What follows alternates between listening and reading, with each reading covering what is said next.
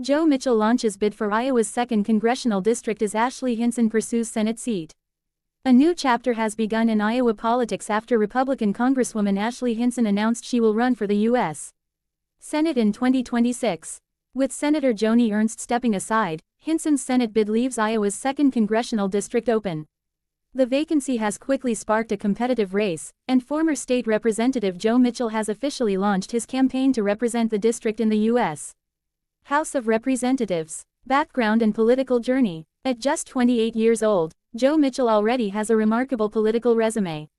In 2019, at the age of 21, he became the youngest legislator ever elected to the Iowa House of Representatives. Representing District 84, Mitchell served 2 terms before choosing not to seek re-election in 2022.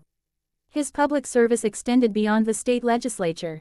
During the Trump administration, Mitchell worked as chief of staff at the Federal Housing Finance Agency (FHFA). He later served as regional administrator for the U.S.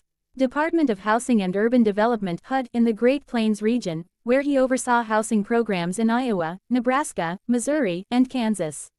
Outside of politics, Mitchell is active in business, particularly in real estate development with a focus on rural housing projects. He also founded Run Gen Z, a nonprofit organization dedicated to mentoring and mobilizing young conservatives to participate in public service and politics. Campaign message and platform. In his campaign launch, Mitchell strongly criticized what he described as a political system that benefits insiders and lobbyists instead of ordinary Iowans.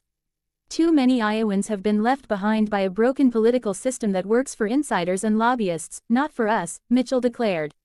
I'll work with President Trump to end reckless spending, secure our borders, protect our farmers, and build an economy where hard work pays again. Mitchell's platform focuses on fiscal responsibility and cutting wasteful spending, lower taxes to boost growth and support small businesses, support for farmers and protection of Iowa's ethanol industry, defending pro-life values and safeguarding the Second Amendment, border security and stricter immigration enforcement. He emphasized his commitment to returning power, from the political insiders back to the people of Iowa, where it belongs. The Republican primary landscape. Mitchell enters what is shaping up to be a crowded Republican primary. Just days earlier, State Senator Charlie McClintock launched his campaign for the same seat. Another GOP lawmaker, Representative Shannon Lundgren, has said she is seriously considering joining the race. Meanwhile, Cedar Rapids Mayor Tiffany O'Donnell is also rumored to be weighing her options. Each Republican hopeful aims to inherit Hinson's district, which has been reliably Republican but remains competitive due to its mix of rural counties and urban centers. Democratic contenders. Democrats are also seizing the opportunity. State Representative Lindsey James of Dubuque has already announced her candidacy. She is joined by Clint Wetball, a former nonprofit executive, and Kathy Dolter, a former nursing dean.